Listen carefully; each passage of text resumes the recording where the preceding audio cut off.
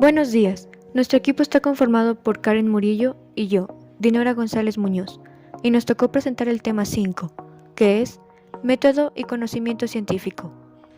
Ahora empezaremos con la teoría. La teoría es una declaración parcial o totalmente verdadera, verificada por medio de la experimentación o de las evidencias, y que solo es válida para un tiempo y un lugar determinados. Si la teoría se verificara como verdadera en todo tiempo y lugar, entonces es considerada como ley. La ciencia construye teorías que explican partes o fragmentos de la realidad. Así aparecen, en primer lugar, las diversas ciencias, pero después distintas áreas de conocimiento dentro del ámbito de cada ciencia. Por ejemplo, la física, que estudia la estructura y comportamiento de la materia. Pero, como esta materia puede manifestarse de distintas maneras, habrá que producir distintas teorías que den cuenta de las diversas manifestaciones de la materia. Tenemos así teorías del estado sólido, teorías del sistema dinámico, etc. La teoría no intenta describir todos los aspectos de los fenómenos que caen dentro del alcance pretendido, sino que selecciona de ellos ciertos parámetros e intenta describirlos en función de esos parámetros. Por otro lado, está la teoría científica, que se basa en la observación de la regularidad y características de los fenómenos. Es un comportamiento definido por reglas, patrones o leyes. Por tanto, la teoría científica es un conjunto de reglas, conceptos, símbolos y conocimientos para poder describir y explicar la estructura y funcionamiento de los fenómenos naturales y sociales. Ahora continuaremos con la ley. Una ley es una afirmación general que expresa una regularidad observada y contrastada en el comportamiento de un sistema físico. Normalmente, unas leyes se relacionan con otras de un mismo tipo para producir una teoría.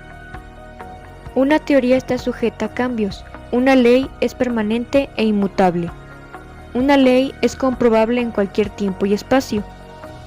Las leyes dedicadas de la nueva teoría se comprueban aplicándolas en antiguos y nuevos experimentos para ver si se cumplen o no. Si al aplicar las leyes deducidas de una teoría se cumplen siempre, la teoría es correcta. Si la experiencia no confirma lo pronosticado por las leyes, la teoría es incorrecta y las leyes que la forman falsas, así que se deben formular nuevas teorías. Ahora pasaremos a la hipótesis. Esta proporciona una posibilidad de respuesta al problema y a las preguntas investigadas. También proporciona una respuesta preliminar o tentativa, con base en la teoría, es decir, una respuesta ideal. En pocas palabras, la hipótesis es una respuesta anticipada, que se da como posible a un problema que surge al tratar de explicar un fenómeno y que se debe verificar por medio de la experimentación. Algunas características de la hipótesis son: 1. La hipótesis no debe contener palabras ambiguas o no definidas. 2. La hipótesis no debe contener términos valorativos, dado que estos no son comprobables objetivamente. 3. Cuando sea posible, debe formularse la hipótesis en términos cuantitativos, dado que su valor informativo es mayor que el de formulaciones cualitativas. 4. La forma sintáctica de la hipótesis debe ser la de una proposición simple. 5. La hipótesis causal o estadística debe constar de solo dos variables, dado que de otra forma se dificulta medir la relación entre las variables. Y 6. Una hipótesis debe estar basada en el conocimiento científico ya comprobado y no contradecirlo. Existen tres tipos de hipótesis. Hipótesis de constatación.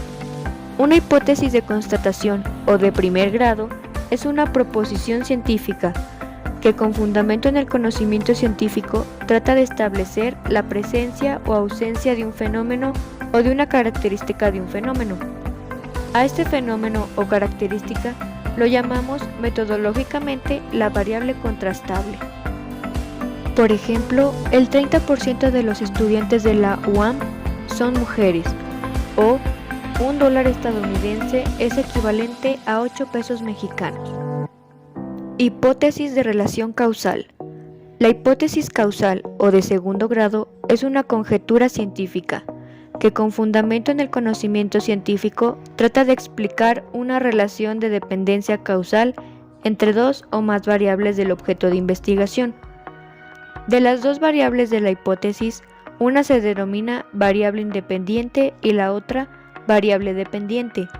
Este tipo de hipótesis debe tener la forma lógica de si X, entonces Y, es decir, ser una proposición condicional en la que la causa o variable independiente aparece después del sí y el efecto o variable dependiente después del entonces.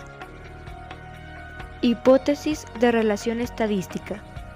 La hipótesis de relación estadística o asociación o de tercer grado es una conjetura científica que con fundamento en el conocimiento científico trata de explicar una relación de dependencia estadística entre dos o más variables del objeto de investigación. La diferencia fundamental con la hipótesis causal es que la variable independiente y dependiente pueden invertir su lugar. Por ejemplo, a mayor nivel educativo, mayor ingreso. Ahora invertido es a mayor ingreso, mayor nivel educativo. Ahora pasaremos al constructo. Contrastación de hipótesis. 4 modelos de procedimientos. 1. Observación científica. 2. Modelo experimental. 3. Documentación. 4.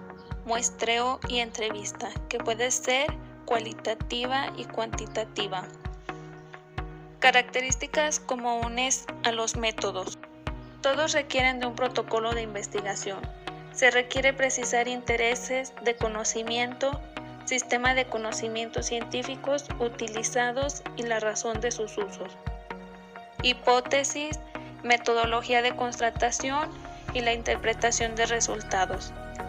Estos deben plasmarse previamente en el protocolo de investigación, el que debe consistir en 1. Problemas de investigación, antecedentes, preguntas y objetivos. 2. Marco teórico o hipótesis de la investigación como respuestas tentativas. 3. Metodología de constatación de la hipótesis en la que se deberá precisar el método empleado. Además del tipo de análisis, técnicas empleadas y datos y fuentes de información, tienen como objetivo predecir, medir y registrar datos sobre los fenómenos de investigación, cuyo análisis permitirá comprender el comportamiento y hacer una inferencia sobre la veracidad de la hipótesis. Tienen que ser sistemáticos.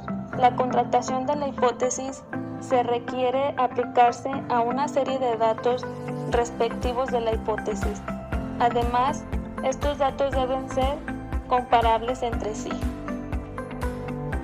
No deben distorsionar el objeto de investigación, influenciar lo menos posible en el comportamiento normal o regular del fenómeno. Cuidado sobre todo en el muestreo y las opiniones. La contratación de la hipótesis por sus dificultades requiere creatividad y rigor. Soluciones a los problemas metodológicos. Finalmente tenemos el modelo. El modelo científico es la representación de un fenómeno, la mayoría de las veces formal, que utilizamos a fin de analizar, describir, explicar, simular en general, explorar, controlar y predecir esos fenómenos o procesos. Hay varios tipos de modelo. El primero es el modelo descriptivo. Trata de describir el fenómeno y sus propiedades. El 2 es el modelo predictivo. Intenta inferir estados futuros del fenómeno a partir de su evolución y estado actual. El 3 es el fenómeno cuantitativo, que se basa en el número de parámetros que se observan dentro del fenómeno. Por ejemplo, para un modelo económico es impredecible implicar una gran cantidad de variables que pueden influir en el modelo y que de no ser por el ingente procesado de información que pueden realizar los ordenadores actuales, serían imposibles de estudiar.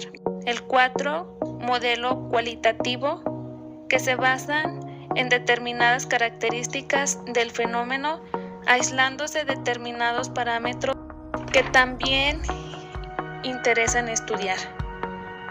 Pueden existir mezclas entre estos modelos, por ejemplo, un modelo predictivo y cualitativo.